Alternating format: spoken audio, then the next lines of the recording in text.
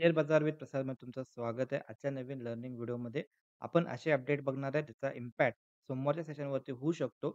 आणि त्याच्या आधी जर का तुम्ही चॅनलवरती पहिल्यांदा व्हिजिट करत असाल तर जरूर चॅनलला सबस्क्राईब करू शकता आणि नोटिफिकेशन आयकॉनला पण प्रेस करा, जेणेकरून येणारे जे पण अपडेट असतील ते तुमच्यापर्यंत लवकरात लवकर पोहोचण्यात मदत होऊन जाईल. ओके.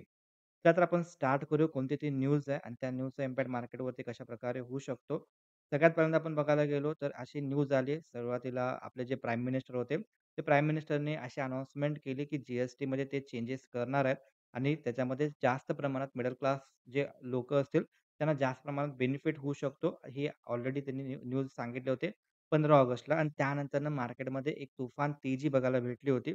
आणि त्यानंतरनं ते असं बोलले होते, की दिवाळीपर्यंत ते पूर्ण जे गिफ्ट आहे, ओके, तर ते देणार. बट ह्याच्यामध्ये आज अगेन एक नवीन न्यूज आली, ज्यामध्ये त्यांचं सरकारकडनं अशा अपडेट आपली न्यूज आली, की ज्यामध्ये ते असं म्हणत आहेत, की आता जी-एस-टीचं जी काउन्सिलिंग मीटिंग आहे, ते 3 ते 4 सप्टेंबरच्या आसपास होऊन जाईल आणि त्यानंतरनं ते जे नवीन टॅक्सेस आहेत, ते लवकरात लवकर स्टार्ट करतील. ओके.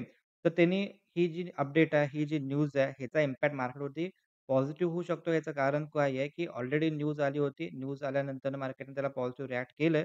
बट ती न्यूज आल्यानंतर त्यांचं असं म्हणणं होतं स्टार्टिंगला, की दिवाळीनंतर याच्यामध्ये काय करणार आहेत, अपडेट करणार आहेत. बट तसं नाही होत आहे. आता नवीन त्यांनी न्यूज टाकले, ज्यामध्ये असं त्यांचं म्हणणं आहे, की हे लवकरात लवकर सॉल्व्ह होईल. म्हणजेच ज्या पण गोष्टी असतील, हे जेवढ्या लवकरात लवकर इम्प्लिमेंटेशन चालू होईल, तेवढ्या लवकरात लवकर तेवढ्या गोष्टी स्वस्त होतील आणि त्यानंतरनं तेवढं आपल्याला सेल पण बघायला भेटू शकतो.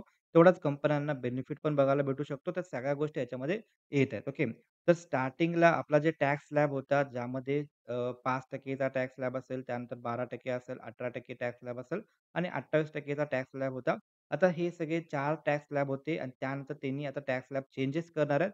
ज्यामध्ये 5% चा टॅक्स स्लॅब आणि 18% चा टॅक्स स्लॅब ठेवणार आहेत आणि 40% चा टॅक्स स्लॅब असेल. ओके. बट मोस्टली 5 आणि 18% हे 2च टॅक्स स्लॅब ह्याच्यामध्ये राहतील आणि ह्याचा इम्पॅक्ट मार्केटवरती खूप चांगल्या प्रकारे म्हणजे होऊ शकतो आणि त्याच्यामुळे मार्केटनं तसं रिएक्शन पण दाखवली होती आणि सोमवार त्यानंतरनं 15 तारखेनंतरनं ज्यावेळी आपलं मार्केट ओपन झालं, त्यामध्ये आपल्याला हेवी गॅप अप पण बघायला मिळाला होता. आता अशी न्यूज आली अचानक ह्याच्यामध्ये, की त्यांचं असं म्हणणं आहे, की सप्टेंबर 3 आणि 4 ही जी-एस-टीची अनाउन्समेंट होऊन जाईल आणि त्यानंतर नवीन टॅक्स स्लॅब स्टार्ट होतील. तर एक्झॅक्टली कशावरती टॅक्स कमी होणार, कशावरती टॅक्स वाढणार आणि त्याचा इम्पॅक्ट कोणत्या सेक्टरवर होऊ शकतो, ते आपण ह्या व्हिडिओमध्ये बघायचा प्रयत्न करणार आहे. आता याच्यामध्ये निर्मला सीतारामन जी असतील जी-एस-टीला काउन्सिलिंगसाठी, ओके. तर त्यांच्या अंडर सगळी मीटिंग होईल, बाकीच्या गोष्टी होईल आणि त्यामध्ये थोडक्यात जर का आपण बघायला गेलो, तर ह्याच्यामध्ये 3 आणि 4 तारखेला जी-एस-टी काउन्सिलिंगची मीटिंग होणार आहे. ज्यामध्ये ते ठरवणार आहेत, की 5% चा टॅक्स स्लॅब आणि 18% च्या टॅक्स स्लॅबमध्ये कोणकोणत्या गोष्टी ह्याच्यामध्ये येणार आहेत आणि त्यानंतरनं एक स्पेशल टॅक्स स्लॅब असेल 40% चा, ज्यामध्ये जे एकदम लक्झरी, अल्ट्रा लक्झरी कार असतील, बाकीच्या ज्या गोष्टी असतील, ते त्याच्यामध्ये ढकलायचा प्रयत्न करतील. ओके. तर ओव्हरऑल जर का आपण बघायला गेलो, तर मोस्टली रिलीफ भेटणार बिकॉज ज्या गोष्टी 12% च्या टॅक्स स्लॅबमध्ये यायला लागल्यात, त्यांना ते डायरेक्टली 5% च्या टॅक्स स्लॅबमध्ये आणण्याचा प्रयत्न करणार आहेत आणि काही गोष्टी 18% च्या टॅक्स स्लॅबमध्ये होत्या, 28% च्या टॅक्स स्लॅबमध्ये होत्या. त्यांना त्यांनी 18% च्या टॅक्स स्लॅबमध्ये आणण्याचा प्रयत्न करणार. तर ह्याचा एकंदरीत फायदा आपल्या मार्केटमध्ये होतील आणि मार्केटमध्ये फायदा झाल्यानंतर ते जेवढ्या गोष्टी स्वस्त होतील, तेवढा कन्झ्युमरचा खर्च म्हणजे लोकांचा जे खर्च आहे, ते वाढेल आणि त्यानंतर त्याचा फायदा डायरेक्टली, इनडायरेक्टली आपल्या जी-डी-पीवरती पण होऊ शकतो. जर का आपण बघायला गेलो याच्यामध्ये, तर जसं की यूएसने टॅरिफ लावायला स्टार्ट केले. त्याचा निगेटिव्ह इम्पॅक्ट मार्केटवरती होत होता आणि त्याला पण कुठेतरी आपल्याला कव्हर करायसाठी मे बी ही पण एक चांगली गोष्ट असू शकते.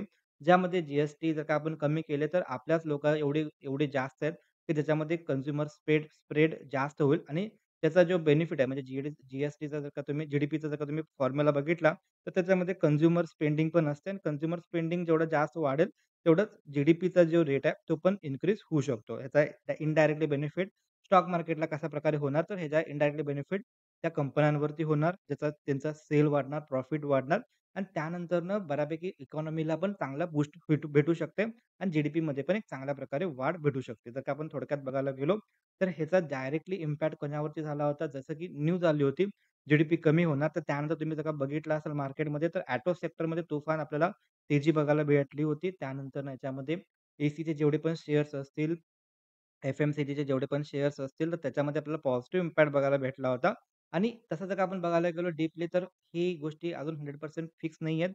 बट असं सोर्सेसच्या माध्यमातून येत आहेत, की याच्यामध्ये कार्स असेल, एसी असेल, टेलिव्हिजन, इलेक्ट्रॉनिक्स आयटम असतील, ओके. अशा बाकीच्या जे पण गोष्टी असतील, हिच्या जर का जी नवीन आली, तर ह्यांना त्याचा बेनिफिट होईल. इनडायरेक्टली ह्यांना ज्या गोष्टी फायनान्स करतात, ओके, तर त्या सेक्टरला पण त्याच्यामध्ये बूस्ट भेटू शकतंय, ओके. तर त्यानंतर जर का आपण बघायला गेलो, जे पण स्मॉल कार्स असतील, त्यांचं जे आता 28% चा आहे, तिथून त्यांना 18% वर आणणार. म्हणजे इनडायरेक्टली 10% चा कमी करण्याचा प्रयत्न चालू आहे. त्यानंतर जेवढे पण इन्शुरन्स असतील, हे इन्शुरन्स मे बी 5% किंवा नील होऊ शकतात. त्यामुळे इन्शुरन्स सेक्टरला पण एक चांगल्या प्रकारे फोकस आपण देऊ शकतो स्टडी पर्पजसाठी. ओके. त्यानंतर जर का आपण बघायला गेलो, जे पण एफ-एम-सी-जीचे प्रॉडक्ट आहेत, म्हणजे डेली यूज आपण जे करतो, ते मे बी 5% पासून नील पण होऊ शकतात. त्यानंतर एसीचे प्रॉडक्टला पण 28% पासून 18% ला कव्हर करतील. असे बऱ्याच साऱ्या गोष्टी आहेत, ज्याच्यामध्ये अपडेट येतील आणि त्याचा चांगला पॉझिटिव्ह इम्पॅक्ट आपल्या स्टॉक मार्केटवरती पण होऊ शकतोय. ओके. आता जर का आपण ह्याच्यामध्ये बघायला गेलो, तर relief to boost consumer spending. Okay. हेच मी मगाशी सांगायचा प्रयत्न केला होता, की कन्झ्युमर स्पेंडिंगसाठी रिड्यूस करत आहेत आणि त्याचा चांगला परिणाम आपल्या जी-डी-पीवरती पण डेफिनेटली होऊ शकतो. आता याच्यामध्ये बघायला गेलो आपण, तर प्रपोज्ड न्यू स्ट्रक्चर काय असू शकतं? तर 5% चं, त्यानंतर 18% आणि 40%. 5% मध्ये जे पण इसेन्शियल गुड आहेत आणि जे डेली कन्झ्युम करतात, तर ते मे बी 5% मध्ये येतील. त्यानंतर ह्याच्यामध्ये जे पण आपण 18% मध्ये ह्याच्यामध्ये येतील ते गुड्स त्या वेगळ्या असतील. Okay. We apply most other goods and services आणि 40% मध्ये जे अल्ट्रा रिचसाठी असेल किंवा लक्झरी गुड्स असतील. ओके. किंवा त्याच्यामध्ये टोबॅको असेल, ऑनलाईन गेमिंग असेल. ओके. तर हायर एंड प्रॉडक्ट जे पण असतील, ते मे बी 40% च्या टॅक्स स्लॅबमध्ये होणार. म्हणजे पॉझिटिव्ह इम्पॅक्ट कशावरती होऊ शकतो? ज्या गोष्टी स्वस्त होतील त्या गोष्टीवरती. निगेटिव्ह इम्पॅक्ट कशावरती होऊ शकतो? ज्या गोष्टी स्पेंडिंग जास्त आहे किंवा ज्या गोष्टी हानिकारक असतील टोबॅको कंपनी म्हणजे टोबॅको करणाऱ्या कंपन्या तुम्ही स्टॉक वॉच लिस्टवर ठेवू शकता. त्याच्यावरती याचा निगेटिव्ह इम्पॅक्ट होऊ शकतो. ऑनलाईन गेमिंग जसं की पार्लिमेंटमध्ये एक हे पण आलं होतं, ज्यामध्ये ऑनलाईन गेमिंगवरती बॅन टाकला. त्यानंतर त्या पण शेअर्सवरती तुम्ही निगेटिव्ह इम्पॅक्ट बघायला भेटू शकता किंवा प्रॉफिट बुकिंग पण त्यामध्ये झालं होतं. असे वेगवेगळे शेअर्स असतील, सेक्टर्स असतील, तर त्याच्यावरती थोडंसं स्टडी पर्पजसाठी जर का तुम्ही फोकस ठेवला, देन तुम्हाला जास्त प्रमाणात हेल्प होऊन जाईल. ओके. अजून असे अग्रेसिव्ह सेक्टर आहे, ज्यामध्ये एक तुफान आपल्याला कमबॅक बघायला भेटू शकतं, जे म्हणजे की फार्मास्युटिकल. ओके. तर सरकारचा खूप प्रमाणात जास्त पोटेन्शियल द्यायला लागलं, की फर्टिलायझर. ओके. फर्टिलायझरमध्ये त्यांना जास्त पण त्याच्यामध्ये प्रमोट करायचा विचार चालू आहे. प्रमोट इन द सेन्स त्याच्यामध्ये जी-एस-टीमध्ये रिडक्शन करायचा प्रयत्न चालू आहे. जे की करंटली फर्टिलायझर जेवढे पण शेअर म्हणजे कंपनीज असतील, त्याच्यावरती 18% चा स्लॅब होता. तिथून त्यांनी कट करून मे बी 5% च्या स्लॅबवरती ते आणण्याचा विचार करत आहेत. ओके. तर ज्यावेळी जर का खरं झालं, देन तुम्ही ह्याच्यावरती जे पण फर्टिलायझर इंडस्ट्री असेल, त्याच्यावरती तुम्ही वॉच करू शकता, स्टडी करू शकता. त्यांच्या शेअर्सवरती पण तुम्ही स्टडी करू शकता. व्हिडिओ ओन्ली फॉर एज्युकेशन पर्पजसाठी आहे. बाय किंवा सेलसाठी अजिबात नाहीये. तुम्ही स्टडी पर्पजसाठी याचा वापर करा बिकॉज न्यूज आहे, येस ओर नो मधली न्यूज आहे.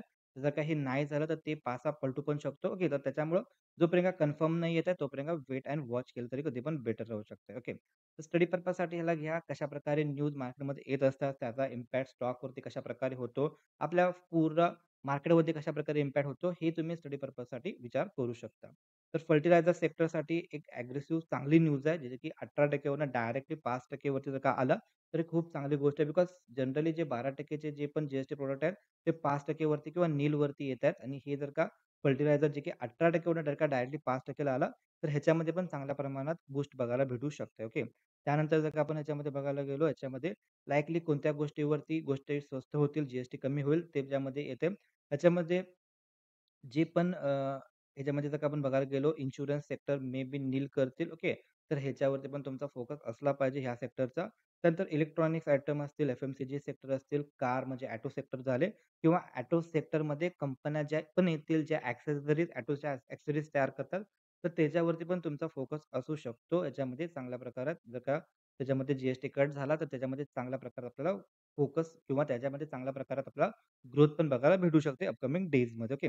त्यानंतर जर का आपण बघायला गेलो, तर असे सेगमेंट आहेत. याच्यामध्ये सेक्टर जर का आपण बघायला गेलो, याच्यामध्ये टेक्सटाईल आहे, फर्टिलायझर आहे, रिन्युएबल एनर्जी हा पण एक चांगला वे होता. ज्यामध्ये आता आय थिंक 12% चा टॅक्स स्लॅबच्या आसपास आहे.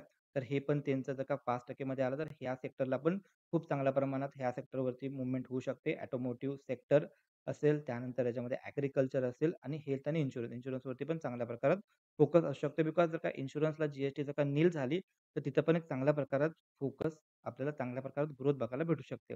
लाइकली ज्या कोणत्या गोष्टी आपल्याला ह्याच्यामध्ये महाग बघायला भेटतील, जे की कन्झ्युमर गुड्स आहेत किंवा ज्याच्यामध्ये हायर लक्झरीज आयटम आहेत, ओके. 40% ज्यामध्ये टॅक्स स्लॅब आहे, तिथं जर का गेला, तर त्याच्यामध्ये निगेटिव्ह इम्पॅक्ट त्या सेक्टरवरती होऊ शकतो. टोबॅको असेल, गुटखा असेल, वाईन असेल, सॉरी, वाईन असेल, ओके. ऑनलाईन गेमिंग असेल, तर हे सगळे झाले ते वाले गोष्टी. ओके. तर जर का तुम्हाला व्हिडिओ इन्फॉर्मेटिव्ह वाटला असेल, तर डेफिनेटली लाईक आणि शेअर करायला विसरू नका. भेटू आपण नेक्स्ट व्हिडिओमध्ये. तोपर्यंत जय हिंद, जय महाराष्ट्र.